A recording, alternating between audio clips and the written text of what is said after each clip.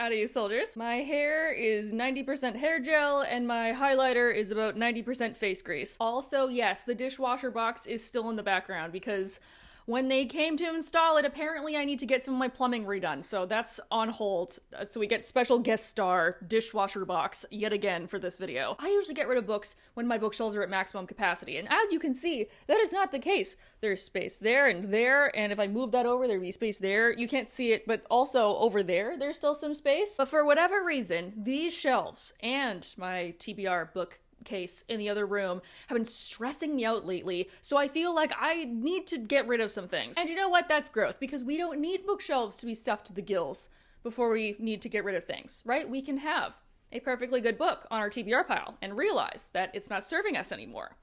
So today's book UNHAUL, Declutter, is going to be very mindful. We're going to be very demure with the whole situation. As life as a book blogger happens, I have been piling away books that I want to get rid of and pass on, but I also want to do a go around of these shelves, and I also want to do a little declutter of my TBR pile. So, I don't know, buckle in, grab a drink, grab a snack, let's freaking go. So it's nighttime now, and also fully another day. I don't know what befell me as I was filming this the first time, whether like I switched a setting on my camera, or maybe my camera itself is just glitching out and getting old, or maybe like a family curse is coming to fruition. Whatever it was, I was having major audio issues with this video, and then also some weird visual stuff near the end. And then also in my outro, I showed a bunch of packages with my address on them, which is just a no-go because most of you are lovely, but some of you are weird. So editing Rachel is going to be popping in and out of this video. You're welcome. And also a little disclaimer, if you love any of these books that I am getting rid of or talking shit about, that's wonderful because I'm me and you're you, and we can have different opinions, and that's okay. And sometimes things come into your life and then they can leave your life. And I would rather have these books go to somebody who's going to discover a story for the first time and really love it than just sitting on my shelf collecting dust. I'll try and put my camera in approximately the same spot as it was when I was filming the original clips, and we'll just hope that it turns out cutesy, and if it's not, then sorry about it. Okay, sorry, we're gonna have to take you guys off of the sword and put you on my mic stand, because I need both hands for this.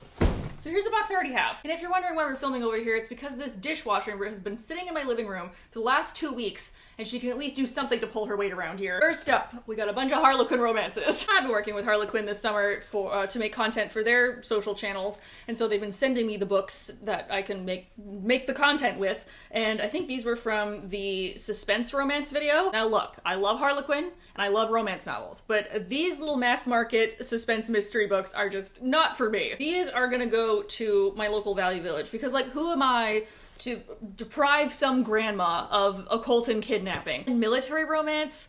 Get the hell out of Dodge. Like, my last name is Sergeant, but the only serving that I'm doing is looks. We got Cold Case Secrets, Save Me, and A Murderer Among Us, which I'm sure these are great for people who are not me. A couple arcs are next, both new and old. Recently, Page Street YA had me as part of their Summer of Screams PR campaign, and one of the books in that box they sent me was Helga by Catherine Yu, which is a YA Frankenstein retelling, which seems fun, but not quite on my priority list. And then The Ashes on the Star-Cursed King, which is the sequel to The Serpent and the Wings of Night by Carissa Broadbent, was sent to me by Tor Bramble. Apparently, the stuff that I wanted to hear about from the first novel continuing onwards, as what usually happens in sequels, apparently doesn't happen. And so every time I look at this, I am less and less enthused. Then I also got sent The Spare Room, which is a queer mystery thriller, and I love that the pan flag colors are incorporated on the cover. I'll give it that, that's good. But I am not a thriller reader, and also this queerness has to do with like cheating and like ruining a marriage, and that's like not my vibe. Now I did read The Heart Principle by Helen Huang. It's been on my shelf for a while,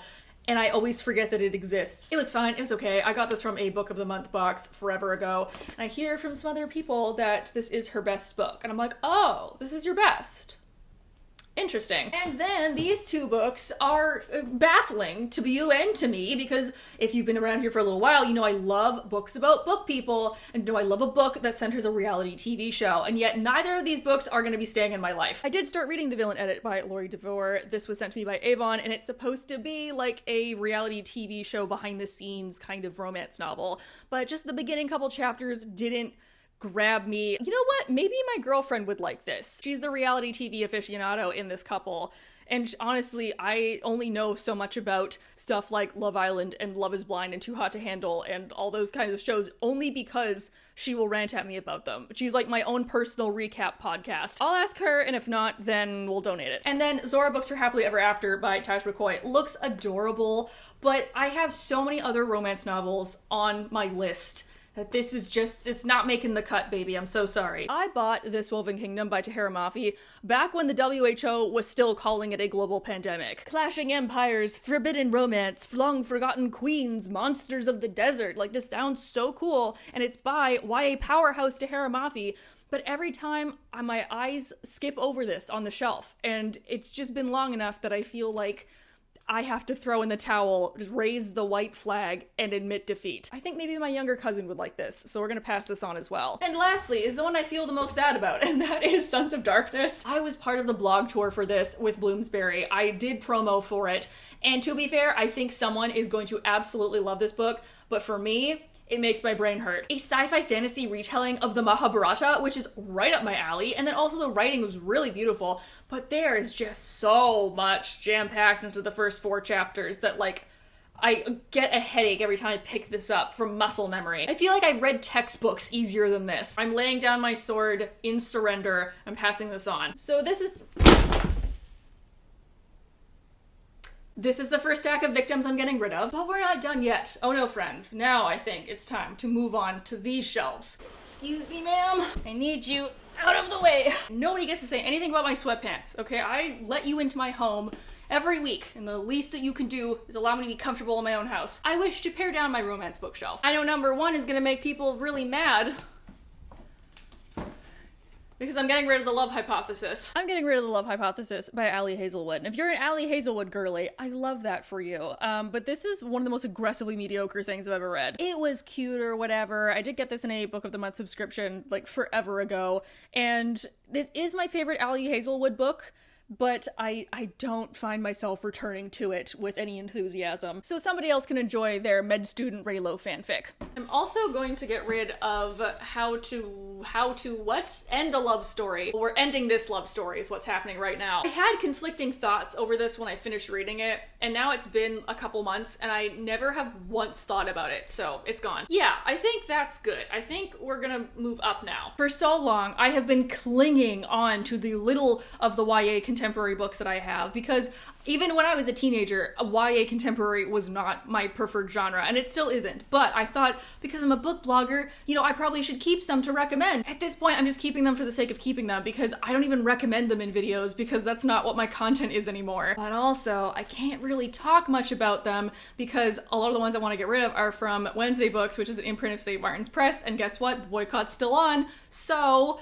I guess I'll just give a little show, but I'm not gonna be able to talk about them. Just know that I like them enough to keep them on my shelf for this long. I am going to get rid of these 3. I'm just gonna go a little further in the blasphemy that I'm committing today, and I'm going to get rid of my original hardcover copy of They Both Die at the End by Adam Silvera. I've been keeping this for nostalgia reasons, but I don't feel nostalgic towards it at all. I'll pass this on to a new generation of people who need to be emotionally destroyed. And I think I'm also going to get rid of I Wish You the Best by Mason Deaver, which fantastic book, one of the first books I ever read that had a non-binary main character. But I think it's time to go. I've mentioned this in so many videos, and I'm not gonna reread it again. So, passing it on. Am I going to get rid of All the Bright Places?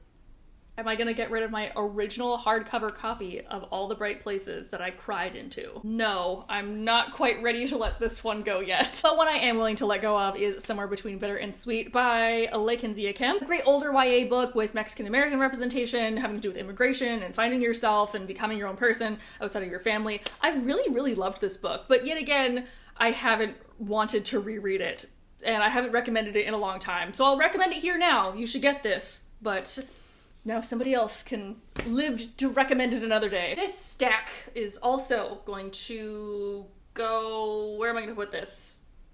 I'll put it over there. This is the fairy shelf, and I love a macabre fairy novel. However, there are some on here I think that will be taking the low road today. These 2 have kind of had their time with me. Damn it, this is also a Wednesday book. Okay, well, You saw it. Butcher of the Forest was a novella that I wanted so much more of. So if you kind of want to like dip your toe into weird fairy shenanigans, this is a good one. Is there anything else? Well, I mean, I do have 2 copies of Last Tale of the Flower Bride, but they're both so beautiful. It's not its time. It's not its time. They're both staying. We are going to keep everything on this romantasy shelf for now. I think same with the shelf below it that you can't really see, but whatever. Nothing's moving, so it's fine. I can't believe I'm doing this. But I'm gonna get rid of the Dreamer trilogy by Maggie Stiefvater. The Raven Boys is one of my favorite series of all time, and this companion continuation series I didn't really like. Wow.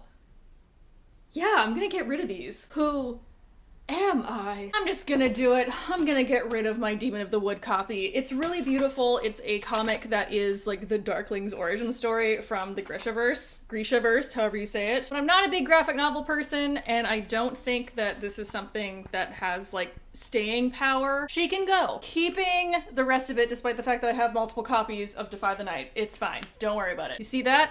It's Brat Summer. Means I can do whatever I want. Yes, I have 3 or 4 copies of A Darker Shade of Magic, and guess what? I'm keeping all of them. But I am going to get rid of my soft cover of the Mime Order because I ended up thrifting a hardcover of it. And we have to buy them all again anyways because Samantha Shannon is re-releasing them with new edits, which I love, but like, damn girl, I have to start from the beginning all over again. Maybe I should keep this then, because it's like a hot commodity, because it's gonna be out of print.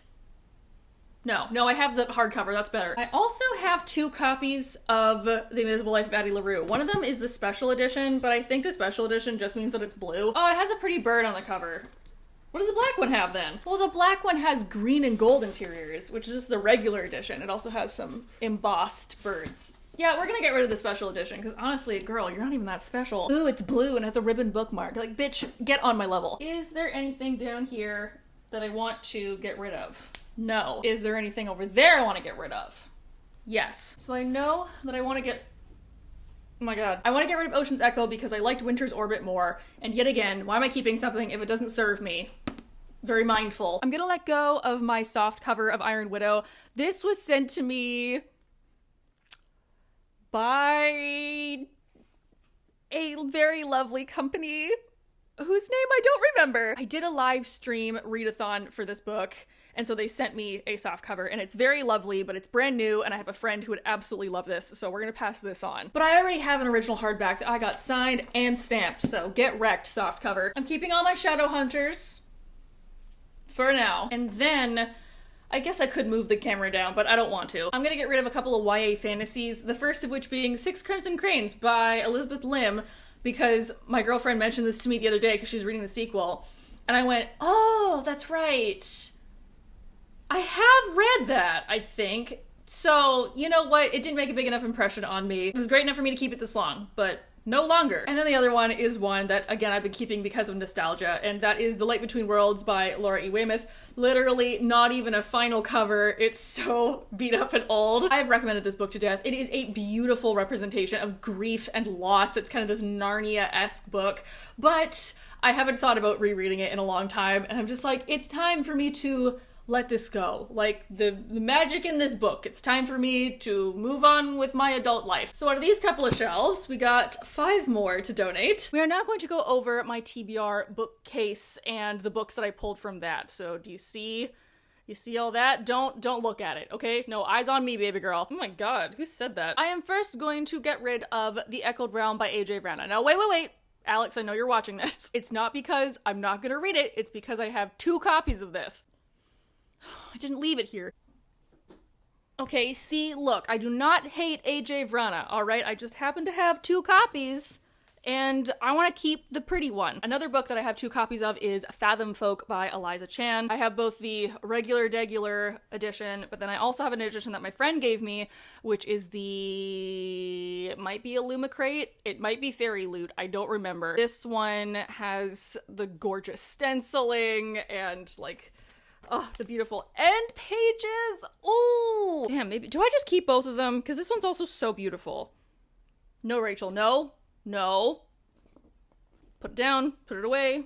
chefs, put down your books and step away from your tables. Unfortunately, another beautiful Illumicrate / Fairy Loot / Unidentified Book Box book that I'm going to be getting rid of is To Gaze Upon Wicked Gods by Molly X. Chang, which is another book that my friend passed along to me, and like, oh my god, she's a looker for sure. Not to objectify her, but like, I have eyes. Now, I know this was originally in a kerfuffle where people kept calling it a colonizer romance, and I know that some people out there are gonna be like, but Rachel, that's not really the truth. It's actually like much more complicated than that. I'm gonna stop you right there. I've heard mediocre things about this, regardless of if there is some questionable storylines in it. We're gonna trade it in, maybe. We're gonna pass it on. We're gonna get rid of it. We're going to think up another metaphor of how I can say that I'm unhauling something. I also think I might pass on Aces Wild, which is like a queer heist, and like, don't we all love a queer heist? Every time I look at this, my life just skips right over it. But then again, maybe another book that my girlfriend would like, so we're gonna put that off to the side. 2 more books, 2 sequels actually, that I'm gonna pass on are Kushiel's Avatar and Kushiel's Chosen. I've given up. It's already known on all my social medias that I am atrocious at reading sequels, and I was sent all of these by Tor when they redid the covers, and I did read Kushiel's Dart and really enjoyed it. It was a fantastic, high political, sexy fantasy book.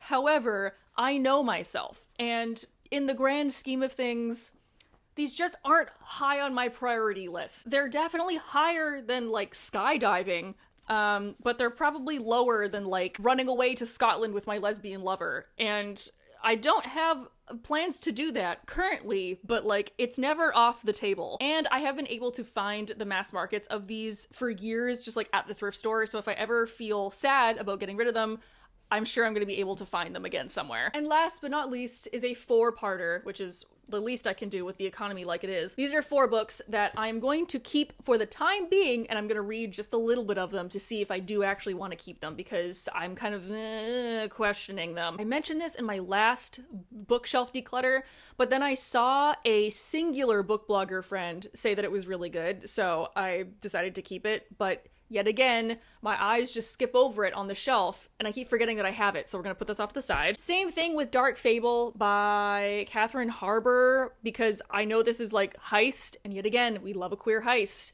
What are the gays getting up to? We should find out. I'm also debating getting rid of The Last Blood Carver by Vanessa Lee. This is the Owl Crate edition for when I worked with them earlier this year. It is so beautiful. It is another medical fantasy. This absolute stunner over here is what is making me keep her. But I've also done that for ex-boyfriends, and look how that turned out. And I'm also going to pass on The Wind That Sweeps the Stars by Greg Keyes. I've got to stop putting this in front of my light source. It has some good blurbs. It has a pretty high rating on Goodreads. It's just, I read like the first chapter and was like, so maybe that was just the mindset I was in. I'm going to give it a second chance. And I was sent this by Titan. Oh yes, I was sent this by Bloomsbury, and then I was given this by Raincoast. And that's something else as well that I want to just quickly address at the end of the video. I don't know. How many of you are still here? Hello. Hi. Thanks for making it this far. I realize that I am very lucky and I'm in a very privileged position to be able to have all of these things, and the majority of the things that I have on this list are things that were sent to me that I got for free. And I never want to make it seem like I'm ungrateful for receiving so many things, or that like I don't read the stuff that's sent to me. That's not the case at all. I try my best to only request books that I really think that I will love instead of being just lukewarm about, so that I'm not taking that away from somebody else who might review it better. And so I can also do my job as a reviewer and not just be stockpiling books for the sake of having them. But you know what? Life happens. Sometimes I get a little over enthusiastic and I say yes to too many things. Sometimes I'm expecting to have a great reading month and then I only get to a few, or maybe I go through a reading slump. In trying to be more mindful of my own consumptive practices, part of that is realizing when something no longer serves me and would be better in the hands of someone else. Oh my god, I can't believe I managed to fit all these in one shot. Instead of going to go stand in front of my bookshelves again to do the outro, let's just get comfy cozy, right? Let's do the outro where you can see my very lovely new bedspread. So here are the... Oh, I should have counted. 39! Count them, ladies and gentlemen, and those of us who know better to pick a side. 39 books! When we talk about overconsumption, I think we only talk about the initial purchase of these things and how much money you're spending. But we don't also think about the physical space that these things take up, and nor do we think about the mental space that these things take up. Like, I brought every single one of these into my life for a reason. It was because I wanted to enjoy a story, and sometimes those stories have served their purpose for me as I grow older, and sometimes those are stories that I think someone else would enjoy more than I did, and sometimes there are stories that I don't think I have capacity for, either physically or mentally. I would rather whittle my hoard down into the best and brightest and the things that I constantly think about or want to reread, or something that really spoke to me. And I'm in a different situation than many other people, because even though I have a day job and a career, like being a book blogger kind of is my other job, and I would not have known about most of these books if not for that. So that means that I have received way more books than I ever would have thought about purchasing or owning as just like a regular reader. It also means that I purchase more books than the average reader can and should. But like I said before, I would much rather pass on these stories to people that will connect with them way more and have these become something more than just an object sitting on my shelf. Ooh, I am now 98% face grease. Please leave down below on what your thoughts are regarding book unhauls or consumerism. Maybe this inspired you to do a little unhaul of your own shelves. As consumerism and perhaps a bit of vanity is involved in the book community, wanting to collect things, reading is both something that is a feeling, but also an aesthetic. And so a lot of people feel like they have to keep everything that they even remotely liked or that is pretty for the sake of having it and like becoming the aesthetic and having your own library. But I also think it's good to get in the habit of swapping things out, recycling things. If you think I am making a grievous mistake by unhauling one of these things, don't tell me. Oh my goodness, I am very sleepy. What time is it? Oh, it's past my bedtime for sure. Oh, it was close. Damn, 39 books. That's like half my Goodreads goal, and it's in the room with me, and I'm just getting rid of it. You know what 39 books means? Means I'm gonna get a shit ton of store credit at the trade-in bookstore. You know where I clicked like the video, you know where I clicked to subscribe. I hope you guys are all having a nice day or night wherever you are, and I will see you all next week. Bye!